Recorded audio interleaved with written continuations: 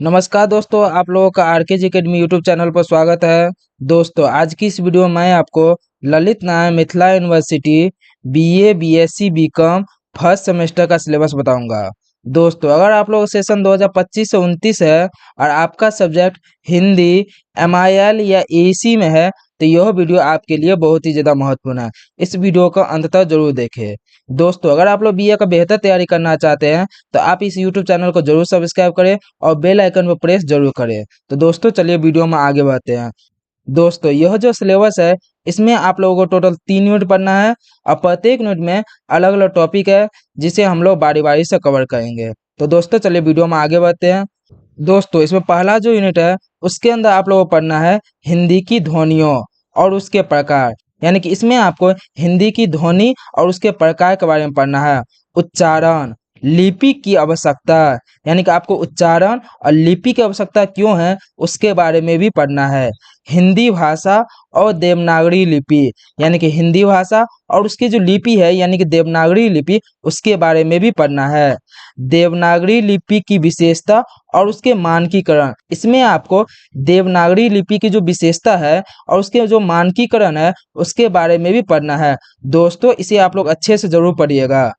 दोस्तों, सेकेंड जो टॉपिक है उसमें आप लोगों को पढ़ना है निबंध और लेखन। दोस्तों, इसमें आपको निबंध और लेखन के बारे में पढ़ना है। संक्षेपण, पल्लवन, संक्षेपण और पल्लवन के बारे में पढ़ना है, यानी कि एक्सपेंशन जिसे कहते हैं इंग्लिश में, उसके बारे में पढ़ना है। पल्लवन को इंग्लिश में एक्सपेंशन कहते हैं, उसके बारे में आप लोगों को पढ़ना है। अवबोधन, उसके बारे में पढ़ना है। हिंदी मुहावरे और कहावतें, यानी कि हिंदी के जो जो मुहावरे हैं और उसके जो कहावतें हैं उसके बारे में पढ़ना है।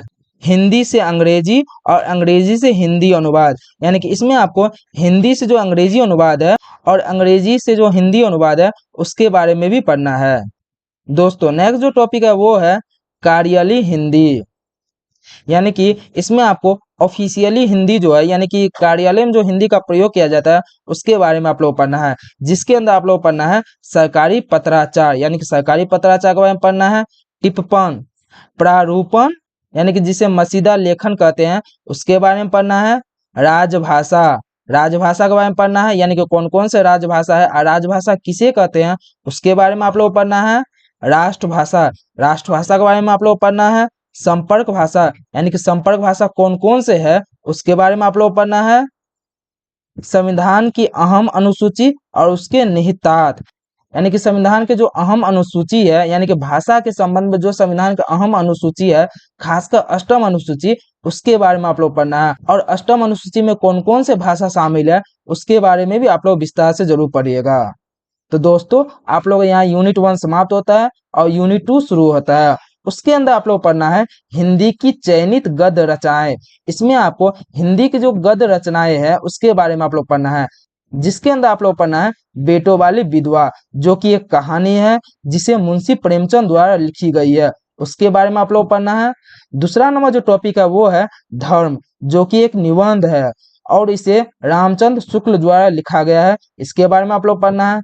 तीसरा जो टॉपिक है वो है गेहूं और गुलाब, जो कि एक ललित निबंध है, इसे राम वृक्ष बेनीपुरी द्वारा लिखा गया है, इसके बारे में आप लोग पढ़ना है। चौथा जो टॉपिक है वो है श्री राहुल सांकृत्यायन, जो कि एक समस्मरण है जिसे कि रामधारी सिंह दिनकर द्वारा लिखी गई है, उसके बारे में आप लोग पढ़ना है। 5वां नंबर जो टॉपिक है वो है सदाचार की ताबीज, जो कि एक व्यंग निबंध है जिसे कि हरिशंकर परसाई द्वारा लिखी गई है, उसके बारे में आप लोग पढ़ना है। और 6ठा नंबर जो टॉपिक है वो है बाबर की ममता, जो कि एक एकांकी है और इसे देवेंद्र नाथ शर्मा द्वारा लिखी गई है।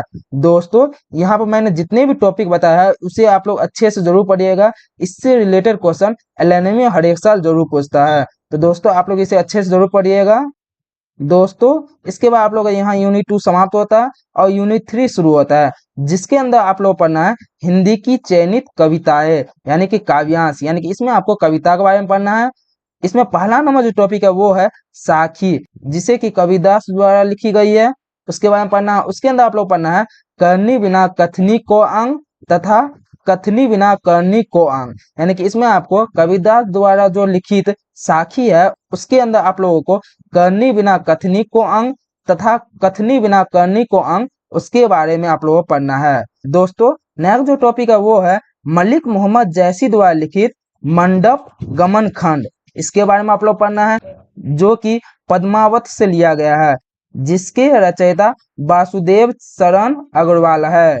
दोस्तों नेक्स्ट जो टॉपिक है वो है तुलसीदास द्वारा रचित रामचरितमानस, जिसके अंदर आप लोगों को बाल कांड दोहा नंबर 226 से 236 तक पढ़ना है।